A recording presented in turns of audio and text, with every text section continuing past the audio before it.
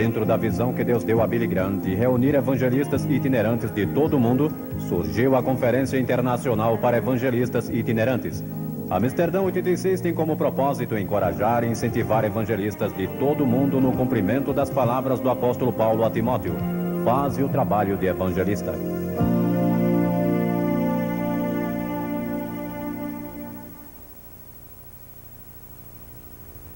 Quero que abram as suas Bíblias comigo em Mateus capítulo 24, o terceiro versículo, Mateus 24, 3. Estando assentado no Monte das Oliveiras, chegaram-se a ele os seus discípulos em particular, dizendo: dize-nos quando serão essas coisas e que sinal haverá da tua vinda e do fim do mundo. E então, no capítulo 1 de Atos, começando com o versículo 8: mas recebereis poder ao descer sobre vós o Espírito Santo, e sereis minhas testemunhas, tanto em Jerusalém como em toda a Judeia e Samaria e até os confins da terra. Ditas estas palavras, foi Jesus elevado às alturas, e uma nuvem o encobriu dos seus olhos. Eu creio que foi uma nuvem de anjos. Anjos anunciaram o seu nascimento, e creio que anjos o escoltaram de volta ao Pai. E estando eles com os olhos fitos no céu, provavelmente com lágrimas nos seus olhos, eis que dois varões vestidos de branco se puseram ao lado deles e disseram: por que estáis olhando para as alturas? Este mesmo Jesus que dentre vós foi assunto ao céu, há de vir da mesma maneira como ouvistes subir para o céu. Que gloriosa promessa e esperança isto é para nós neste período da história. Sabem, quase todas as igrejas que eu conheço ensinam que Jesus vai voltar outra vez. E o mundo secular de hoje, os jornais seculares, estão falando sobre Armagedon. A revista Time disse no outro dia que a maior preocupação na vida de todo o povo americano é o vindouro apocalipse. Estão usando a linguagem da Bíblia, estão usando a linguagem do julgamento, estão usando a linguagem do livro da Revelação para descrever as coisas que estão acontecendo hoje. E vocês sabiam que as outras grandes religiões do mundo ensinam que alguém está para vir um dia destes?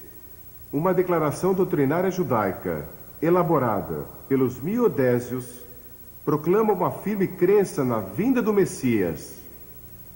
Os hindus, que creem em 10 reencarnações do Deus Vishnu, dizem que 9 já aconteceram e a 10ª virá no fim dos tempos, quando ele virá como um herói conquistador. O budismo aguarda uma futura encarnação de Buda. O islamismo, tanto o grupo dos xiitas como o grupo dos suni, estão esperando a vinda de um líder nos últimos dias da terra. E os xiitas creem que ele já surgiu e está escondido em algum lugar secreto até o dia da sua manifestação antes do fim do mundo. E os sunis creem que ele ainda não apareceu na história do islamismo. Mas de onde vem essa crença universal? Eu creio que vem do princípio dos tempos, quando no 3º capítulo de Gênesis, Deus prometeu a vinda de um Salvador, a vinda de um Messias, que viria para destruir as obras do diabo. Mas os discípulos fizeram 2 perguntas. Qual será o sinal da tua vinda? Quando virás outra vez? E quando vai ser o final dos tempos? Não sabemos a resposta delas. O Senhor Jesus disse que não devíamos especular sobre datas. Há muitos sinais. Alguns teólogos contaram 21 sinais dados apenas por Jesus, sem contar os sinais mencionados em outras partes da Bíblia. Há pelo menos 5 que quero mencionar em passagem. Primeiro, ele disse que seria como nos dias de Noé. Estariam comendo e bebendo e casando e dando-se casamento, trocando esposas, e que a moralidade estaria no nível muito baixo. Seria como Sodoma e como Gomorra. Então, segundo, que haveria um aumento de criminalidade. Jesus disse que logo antes do fim haveria um desrespeito à lei no mundo todo. Ele disse: ouvireis falar de sedições. Em Lucas,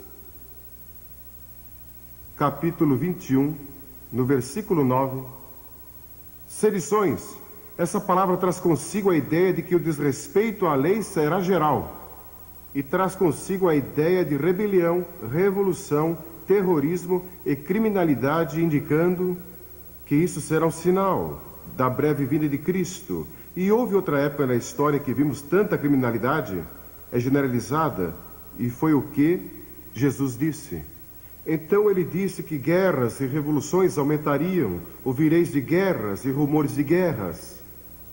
Richard Nixon, o ex-presidente Nixon, esteve em Moscou há pouco tempo com o Sr. Gorbachev. Pode imaginar isso? E estão falando sobre paz. Eu peço a Deus que ele chegue a uma solução e que as superpotências possam se unir e trazer pelo menos um período temporário de paz, e que paremos de construir todas essas bombas e paremos de construir todos esses armamentos que podem destruir a humanidade. Sou a favor da destruição de todas as armas, de destruição em massa. E a bomba atômica é tão terrível e tão devastadora que é difícil imaginar.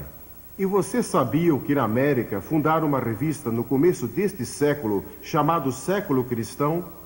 Mais pessoas foram mortas e mais pessoas morreram de fome neste século do que em qualquer outro na história. E a Bíblia também diz que o conhecimento e as viagens se multiplicarão. Sabe com que rapidez podíamos viajar até o ano de 1840? Tão rápido quanto um cavalo podia até 1840.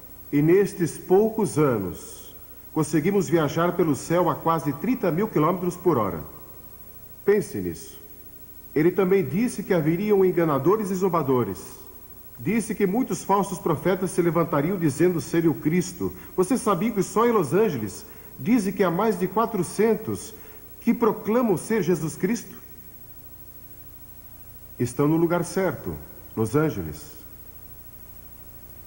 Seitas surgirão, feitiçaria florescerá, falsos mestres se infiltrarão na igreja, a Bíblia será objeto de ataques. O diabo quer que duvidemos da Bíblia, e se ele conseguir nos desviar, por pouco que seja, das Escrituras, ele terá ganho uma grande vitória, porque a Bíblia é nossa autoridade. Jamais permita que alguém o desvie deste livro, e creia nele, de capa a capa.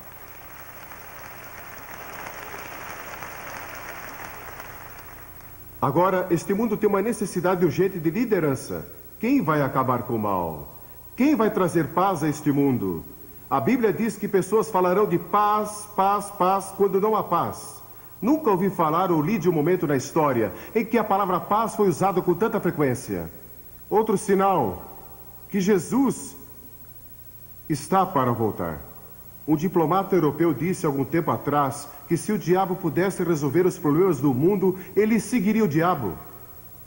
E alguns deles já estão seguindo o diabo. Uma menininha estava observando um velho relógio quando devia dar 12 badaladas, e alguma coisa estava errada e deu 13 badaladas.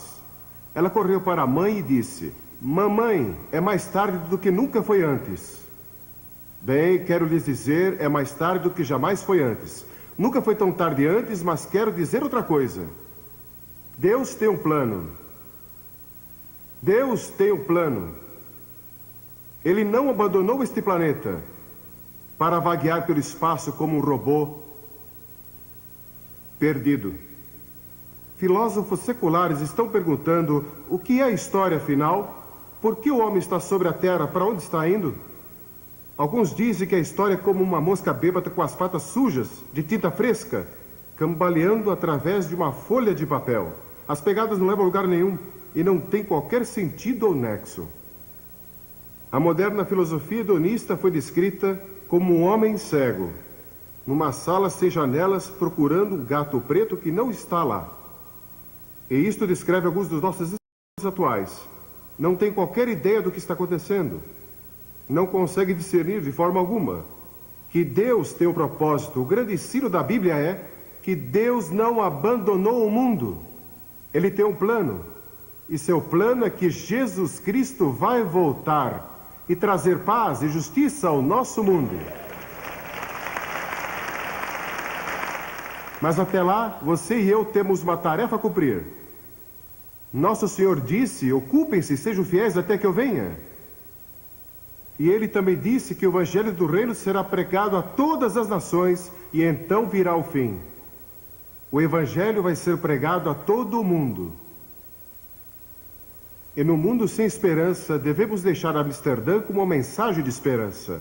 A Bíblia diz que somos salvos e mantidos pela esperança, e a esperança não confunde. A Bíblia ensina que ele vai voltar entre nuvens, e todo olho o verá. E para nós que o conhecemos como nosso Salvador, vai ser um momento glorioso e emocionante quando Jesus voltar outra vez. E ele vai nos levar consigo se cremos nele e seremos arrebatados. E muitas coisas vão acontecer, mas não vamos falar nisso aqui. Mas para aqueles que rejeitaram, aqueles que rejeitaram Jesus Cristo, vai haver choro e pranto e ranger de dentes. Porque a Bíblia ensina que o inferno existe. Nós não gostamos de pregar sobre isso, nem falar sobre isso, mas está na Bíblia e Jesus falou mais sobre isso que qualquer outro. E se formos fiéis à Bíblia, pregaremos sobre o inferno e o julgamento, avisando o povo. E uma razão porque há tanto pecado no mundo hoje é porque o homem perdeu o medo de que existe um inferno. Devemos ajudar os necessitados, os pobres e oprimidos. Devemos lutar por justiça social. Mas nossa tarefa primordial é proclamar o Evangelho da redenção centralizado na cruz e na ressurreição. Pela primeira vez na história, temos a possibilidade de alcançar todas as nações com o Evangelho de Cristo. Estão sendo alcançadas hoje, todas, praticamente pelo rádio. O Dr. Profride estava falando comigo hoje. Ele é o fundador e diretor da Rádio Transmundial. E ele declarou que não há um lugar neste planeta hoje que não possa receber o Evangelho. Isso nunca aconteceu antes. Mas Jesus profetizou isso. E logo será levado via satélite pela televisão a todas as nações do mundo. Vivemos na época entre a primeira e a segunda vinda de Cristo. E sua segunda vinda se aproxima. Nós cremos, não sei quando será. Só Deus sabe isso. Mas é um fato incrível que Deus confiou a pessoas como você e eu, pecadores redimidos, a responsabilidade de cumprir aqui seu propósito divino. Por que não fez Ele mesmo? Por que não usou os anjos? Por que confiou isso a nós? Eu não sei. Este é um dos mistérios mais profundos da soberania de Deus. Ele escolheu dar a nós o privilégio, o alto e santo privilégio, de proclamar sua mensagem do Evangelho do Reino. Já fui convidado a fazer muitas outras coisas da minha vida. Fui convidado a ser um embaixador, a ser um membro de gabinete, a ser ator de cinema e muitas outras coisas. Mas a minha resposta a esses convites é sempre a mesma. Deus me chamou para pregar o Evangelho, e eu não farei outra coisa enquanto viver além de pregar o Evangelho.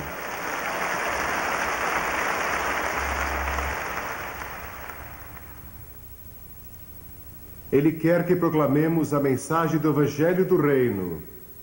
E isso quer dizer que o que estamos fazendo aqui em Amsterdã é mais importante do que o que estão fazendo nas Nações Unidas.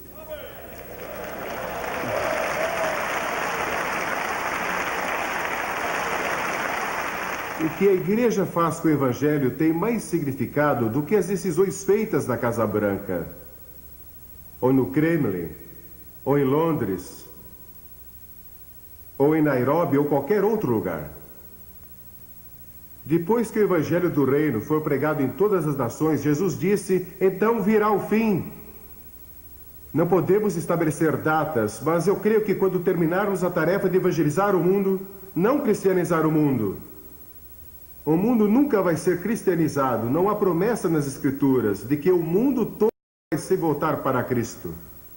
Mas quando evangelizarmos, isso tem algo a ver com a segunda vinda de Cristo. Eu não entendo, mas isso me assombra. É difícil para mim acreditar que Deus confiou tal responsabilidade a nós. E estamos mais próximos de completar essa tarefa do que qualquer outra geração. Para a igreja de Filadélfia, ele escreveu: conheço as tuas obras, eis que tenho posto diante de ti uma porta aberta, a qual ninguém pode fechar. Quero dizer que não há uma porta fechada no mundo que possa permanecer fechada quando Deus resolve abri-la. E não quero dizer que ele a abre para missionários, não digo que ele vai abri-la para que alguns de nós ocidentais vamos pregar e ensinar, ou vocês de outros países. Deus tem sua própria maneira de fazê-lo. Em todas as nações do mundo, eu estava falando com um homem de Nepal, e ele estava me contando sua experiência. Não vou mencionar outros países aqui, porque é um assunto muito delicado e eles podem ter problemas quando voltarem. Precisamos orar por essas pessoas. Mas a palavra de Deus não está presa. Este mundo pecador está às portas do julgamento e do anticristo. Mas Deus nos deu boas novas para proclamar ao mundo. Para estes últimos dias, Ele nos deu poder espiritual e os recursos para levar o Evangelho ao mundo todo. Pense nisso, com o poder pentecostal, o poder do Espírito Santo, e com o rádio e a televisão e literatura e todos esses recursos, podemos alcançar o mundo todo, evangelizar o mundo e apressar a volta do Rei.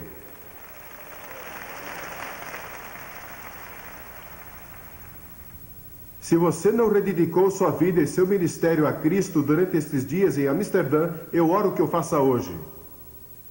Visto que todas estas coisas serão assim desfeitas, deveis ser tais como os que vivem santo procedimento.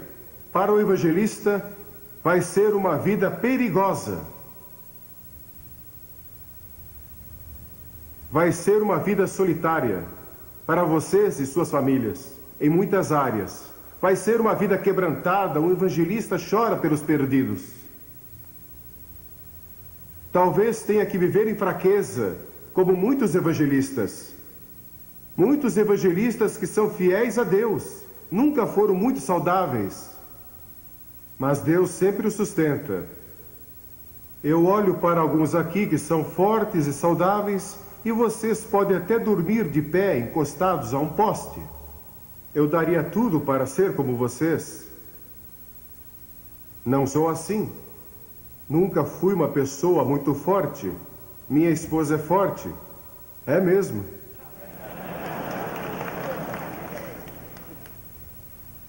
Ela nunca me bateu até hoje. Eu nunca bati nela. Acho que ela sentiu vontade muitas vezes. E com muita razão. Mas eu creio que estamos vivendo no último período da história. E a próxima fase da história vai ser a era do reino de Deus. Agora Deus pode reinar em nossos corações e seu reino está dentro de nós. Mas vai chegar o dia em que ele vai reinar em todo o mundo. O futuro líder deste mundo é Jesus Cristo. Ele vai governar o mundo e nós vamos ter paz e vamos ter justiça e vai haver comida que chega para todos e ninguém vai passar fome e também vai haver justiça para todos. Eu não sei as respostas a muitos dos problemas políticos deste mundo. Eu oro pelas pessoas. Em todos esses países, visitei tantos deles, preguei ali. Agora estão em guerra e tumulto e rebelião. Li sobre um país onde dizem que 200.000 pessoas foram assassinadas desde janeiro. Mas ouvimos tão pouco sobre isso, porque as câmeras estão em outro lugar. Mas estão sofrendo em todo o mundo. Mas cada vez que você ganha alguém para Cristo, está apressando a volta do Rei. Um dia a Bíblia diz, veremos o Filho do Homem voltando entre as nuvens do céu com grande poder e grande glória. E fiquem sabendo que não há poder militar neste mundo, nem bomba atômica ou de hidrogênio que possa enfrentá-lo quando ele vier.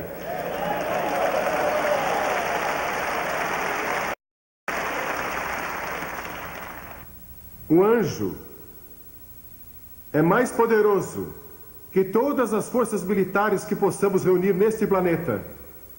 e Deus tem milhares deles. E um dia virão com ele.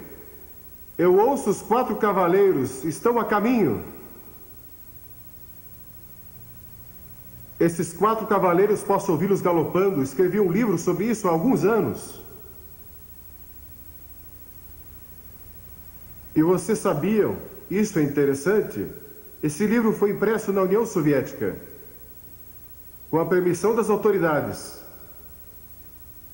Mas os 4 cavaleiros vêm vindo e Jesus está para voltar, e Jesus vai reinar. O rei George II da Inglaterra viveu em 1743 e ele foi ao teatro Covent Garden, em Londres, e ouviu pela primeira vez o Messias de Handel apresentado ali. E o rei assistiu.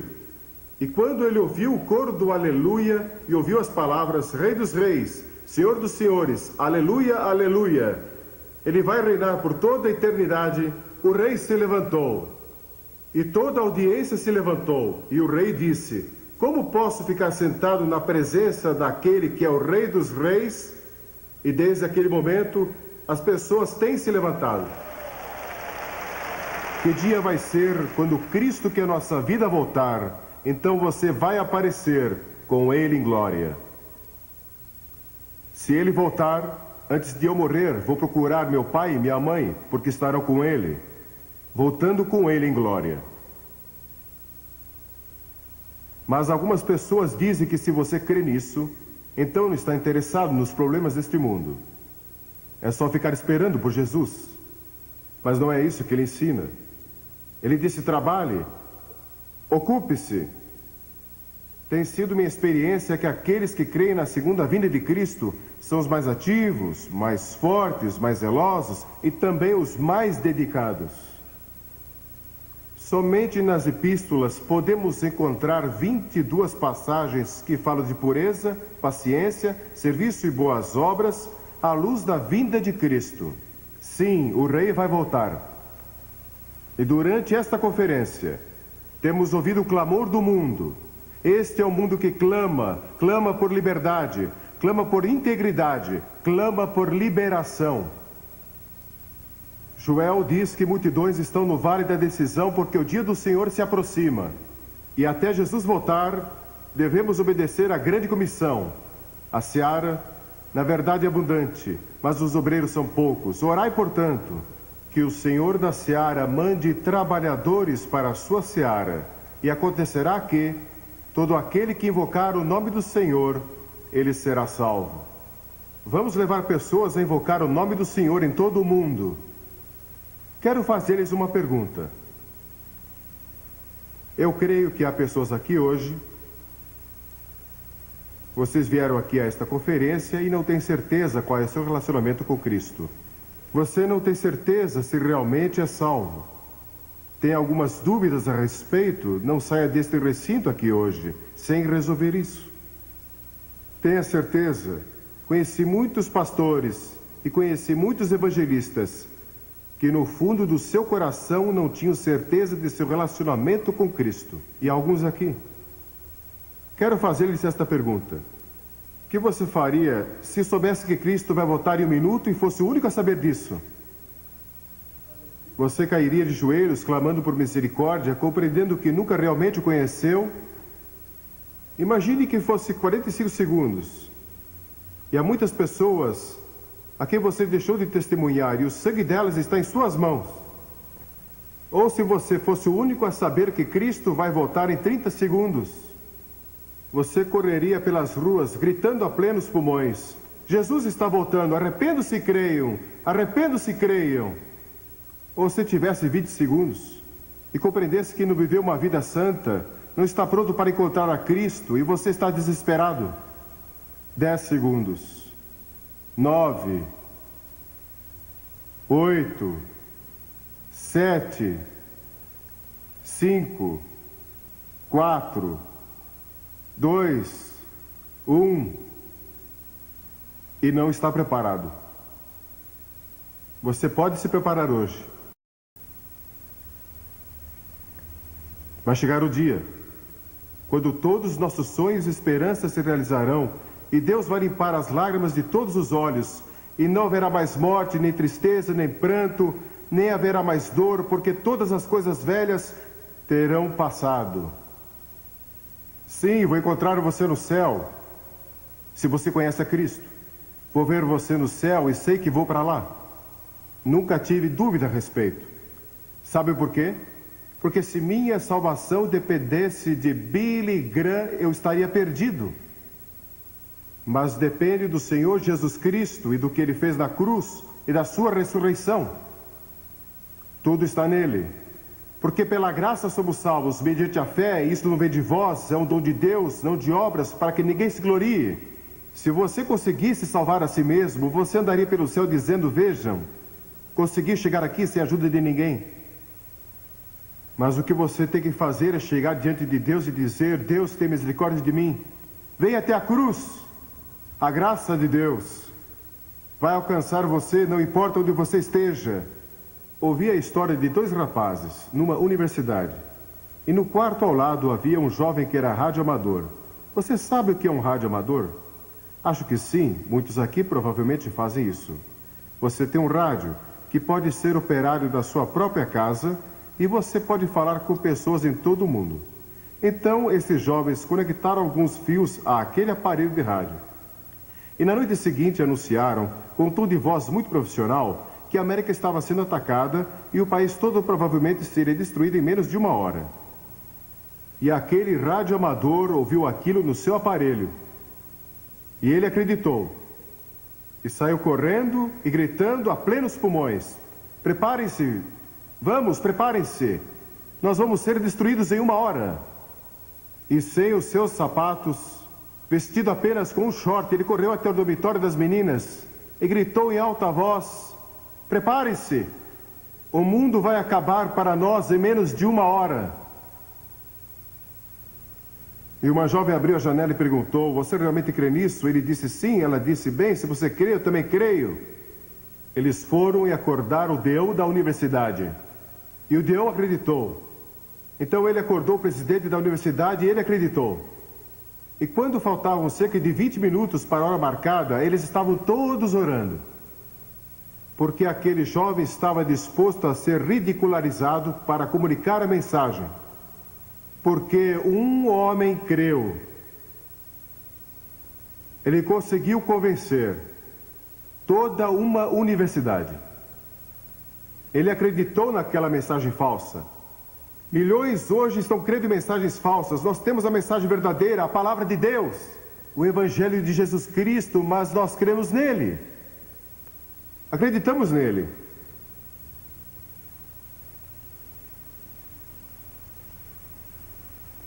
Antes de regressar para casa, seu primeiro passo deveria ser rededicação e consagração.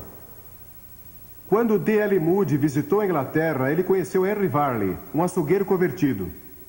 Um dia Varley lhe disse, Moody, o mundo ainda está para ver o que Deus pode fazer com um homem totalmente consagrado a Jesus Cristo. E Moody pensou naquilo por um momento. Então se levantou e disse, pela graça de Deus, vou ser esse homem. Você vai dizer isso de Uganda? Você vai dizer isso das Ilhas Salomão? Você que é da Austrália vai dizer isso? Vou ser o homem de Deus para meu país, vou ser o homem de Deus para minha vila, para minha cidade, onde eu moro. Vou me entregar totalmente ao Senhor.